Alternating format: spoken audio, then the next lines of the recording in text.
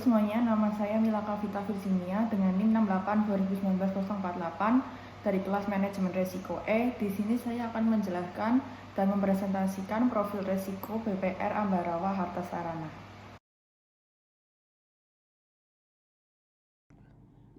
Yang pertama, saya akan menjelaskan tentang visi dan misi dari BPR Harta Sarana. Yang pertama, visinya yaitu menjadi bank perkreditan rakyat yang dinamis, tumbuh sehat untuk kesejahteraan stakeholder. Yang kedua, misinya adalah memperluas jaringan kantor dan jejaring inovasi produk dengan dukungan teknologi informasi. Kedua, menciptakan good banking governance demi kesejahteraan yang langgeng dan terpercaya untuk kepentingan kesejahteraan. Untuk struktur organisasi sendiri terdapat dari yang pertama adalah rapat anggota, dewan pengawas, pimpinan, dan kepala kantor. Untuk kepala kantor sendiri dibagi menjadi 3, kepala bagian marketing, kepala bagian kredit, dan kepala bagian operasional dan TI.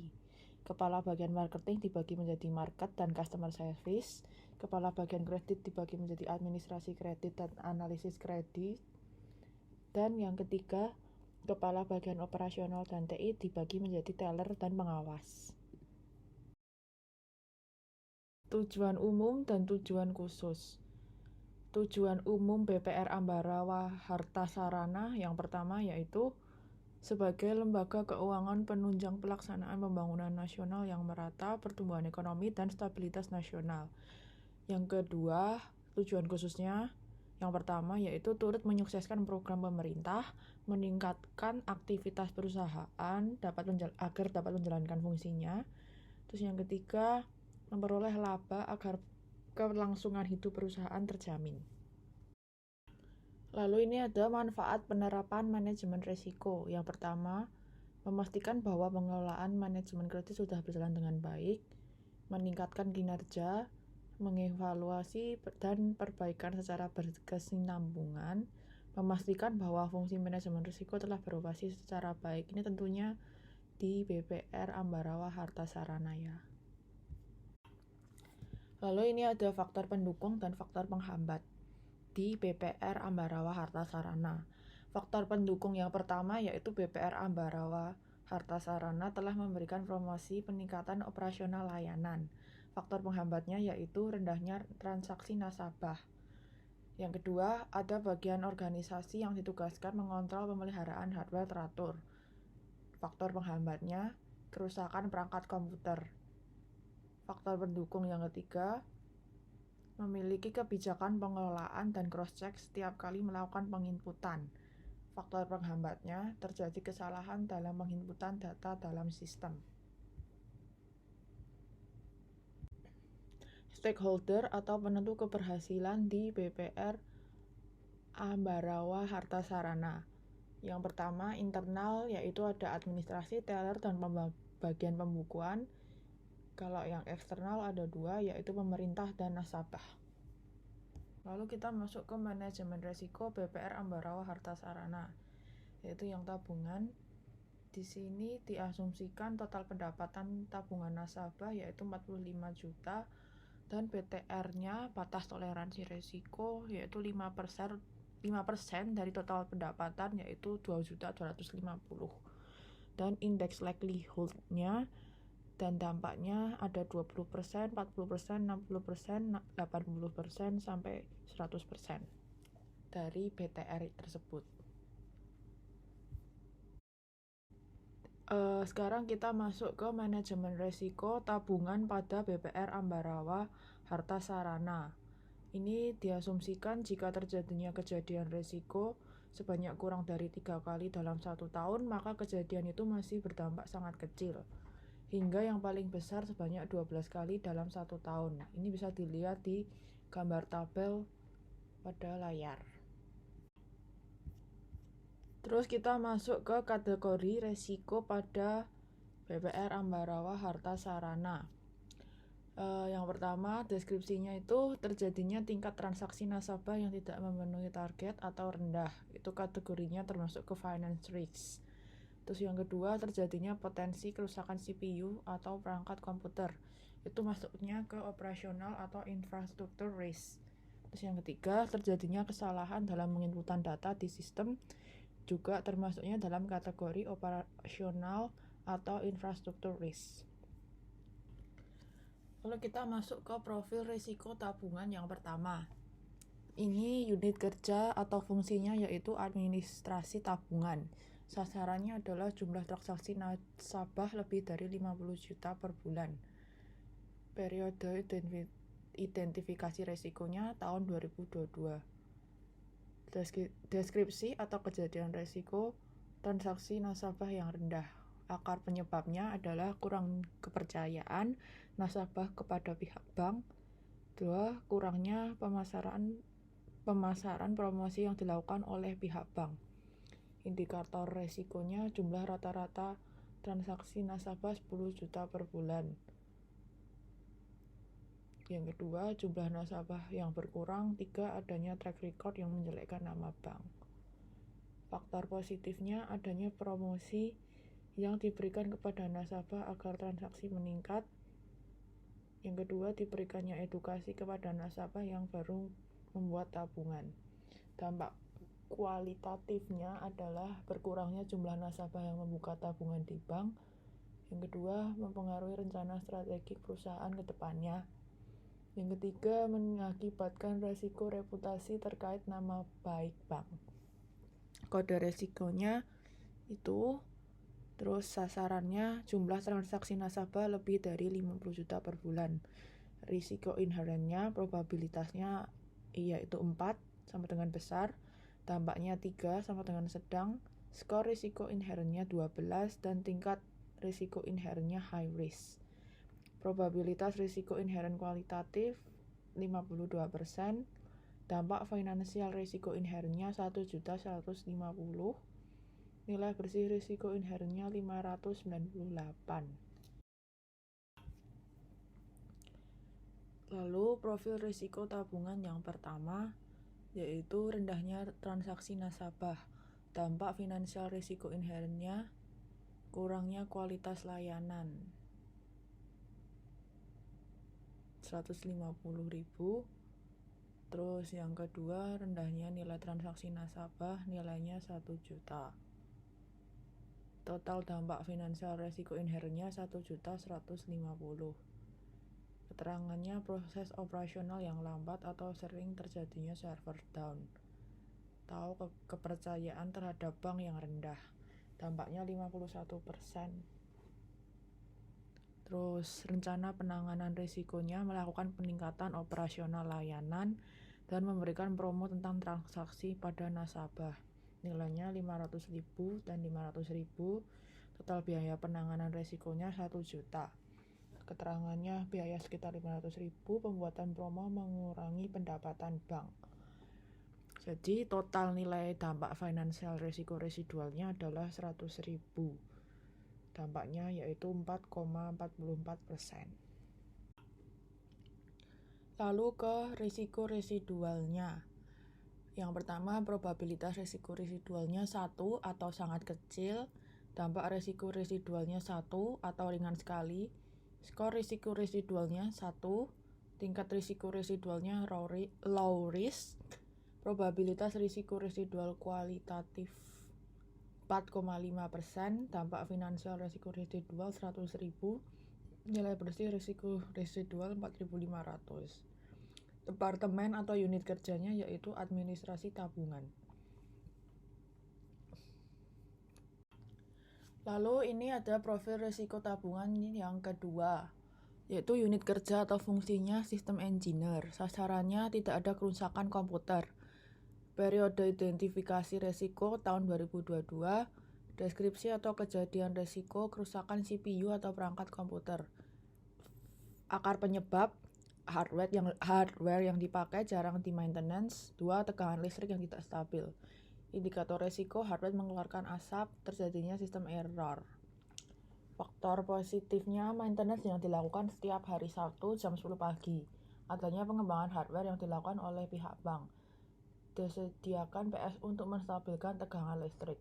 Dampak kualitatif, berkurangnya nasabah, berkurangnya kepercayaan nasabah terhadap bank, pengeluaran biaya perbaikan yang banyak. Lalu sasarannya tidak ada kerusakan komputer. Risiko inherennya, probabilitasnya 3 atau sedang, dampaknya 3 atau sedang. Skor risiko inherennya 9, tingkat risiko inherennya high risk. Probabilitas risiko inheren kualitatif 42%. Dampak finansial risiko inherennya 950.000. Nilai bersih risiko inherennya 399.000.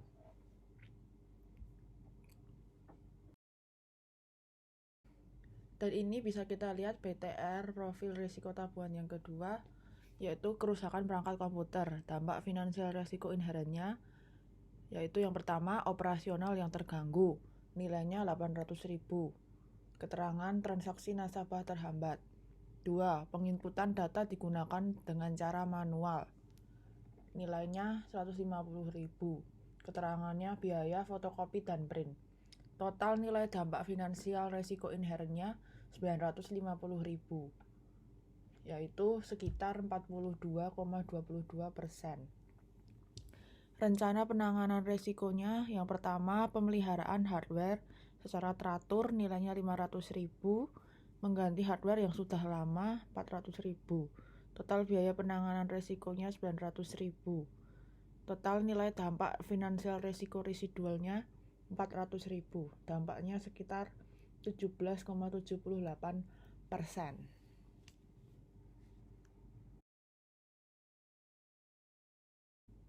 Lalu risiko residualnya, sasarannya adalah tidak ada kerusakan komputer. Probabilitas risiko residualnya 1 atau sangat kecil. Dampak risiko residualnya 1, ringan sekali. Skor risiko residualnya 1, tingkat risiko residualnya low risk. Probabilitas risiko residual kualitatif 17%. Dampak finansial risiko residualnya 400.000. Nilai bersih risiko residual 68.000. Departemen atau unit kerjanya sistem engineer. Lalu kita masuk ke profil risiko tabungan yang ketiga. Unit kerja atau fungsinya yaitu customer service. Sasarannya tidak ada kesalahan penginputan data. Periode identifikasi risikonya tahun 2022. Deskripsi atau kejadian risiko terjadi kesalahan dalam penginputan data di sistem. Akar penyebab kejadian eksternal, kurangnya pengecekan data, penulisan data yang susah dibaca. Indikator risikonya peringatan dari sistem bahwa dapat data yang sama. Tidak ditemukannya data nasabah tidak dapat menarik uang dari tabungan. Faktor positif cross-check yang dilakukan oleh kedua belah pihak. Data diri di formulir diisikan oleh pihak bank. Nasabah hanya minta tanda tangan. Customer service 24 jam yang siap melayani nasabah yang bermasalah. Dampak kualitatif, risiko reputasi akibat penginputan data yang salah. Risiko reputasi akibat nasabah yang tidak dapat menarik uang dari tabungan. Sasarannya, tidak ada kesalahan penginputan data.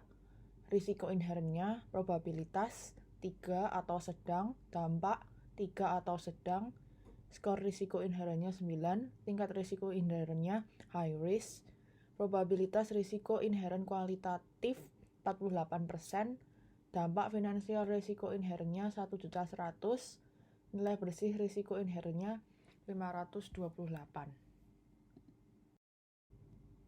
Kita masuk ke profil risiko tabungan BTR yang ketiga, yaitu terjadi kesalahan dalam proses penginputan data di dalam sistem. Dampak finansial risiko inherennya mengulang penginputan data di dalam sistem.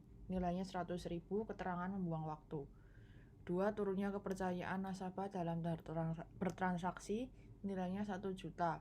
Keterangan ketakutan jika terjadi penginputan data. Total nilai dampak finansial risiko inherennya 1.100.000, dampaknya 48,89%. Rencana penanganan risiko. 1. Melakukan cross-check setiap kali melakukan penginputan. Nilainya 150.000. keterangan menangani software yang bermasalah. Total biaya penanganan resiko 1.150.000. Total nilai dampak finansial resiko residualnya 0, dampaknya 0%. Lalu kita masuk ke risiko residualnya. Sasarannya yaitu tidak ada kesalahan penginputan data. Probabilitas risiko residual 1 atau sangat kecil. Dampak risiko residualnya 1 atau ringan sekali. Risiko residualnya 1. Tingkat risiko residual low risk. Probabilitas risiko residual kualitatifnya 0%. Dampak finansial risiko residualnya 0. Nilai bersih risiko residual 0. Departemen atau unit kerja customer service. Lalu kita masuk ke profil risk BPR Ambarawa Harta Sarana. Yang pertama termasuk ke dalam probabilitas yang 4 atau sama dengan besar. Yang kedua masuk ke yang ketiga, yaitu sedang. Dan yang ketiga probabilitasnya juga 3, yaitu sedang. Sedangkan untuk residual risk-nya poin 1, 2, dan 3 termasuk ke probabilitas yang 1 atau sama dengan sangat kecil. Untuk risk appetite-nya, inherent risk rating-nya untuk yang pertama yaitu high risk, risk appetite-nya medium risk, residual risk rating-nya low risk. Untuk yang kedua, inherent risk rating-nya high risk, residual risk rating-nya low risk, dan risk appetite-nya low risk. Untuk yang ketiga sama seperti yang pertama, inherent risk rating-nya high risk, risk appetite-nya medium risk, residual risk rating-nya low risk. Lalu yang terakhir, ini ada jumlah kejadian risiko dalam risk register. Administrasi tabungan jumlahnya 1, customer service jumlahnya 1, system engineer jumlahnya 1. Total kejadian risiko pada risk register 3. Terus kategori jumlah administrasi tabungan jumlahnya 1, high risk, customer service 1, high risk, system engineer 1, high risk. Anggaran biaya penanganan resikonya 6.100.000. Progres tindakan respon. Sekian presentasi yang bisa saya sampaikan. Terima kasih.